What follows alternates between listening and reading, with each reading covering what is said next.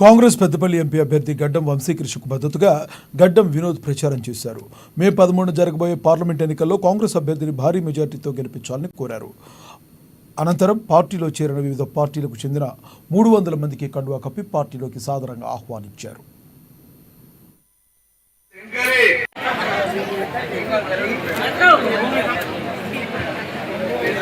నేను 1,73,000 మందిని కాపాడుకునే ఒక అవకాశం ఇచ్చినాక ప్రజలకు మోసం చేసే సమస్య నా మనసులో లేదు, మా కుటుంబంలో లేదు, మా పార్టీలో లేదు.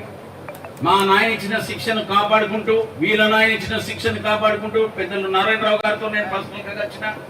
మా నాయన ఎంపీగా ఉన్నప్పుడు 1989లో ఆయన చేతితో నన్ను ఇంటికి పోయి ఫోన్ చేసేసి రాజకీయం ఏముంటుందో అప్పుడు నాకు తెలియదు, నేను పూరగాని.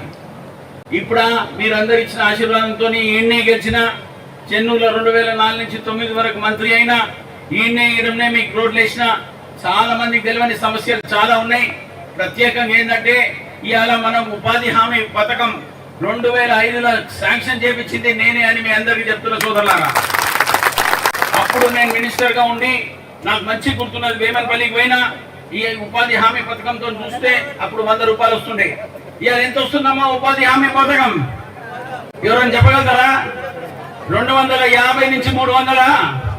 అది సరిగ్గా వస్తుందా? సరిగ్గా పేమెంట్ అవుతుందా?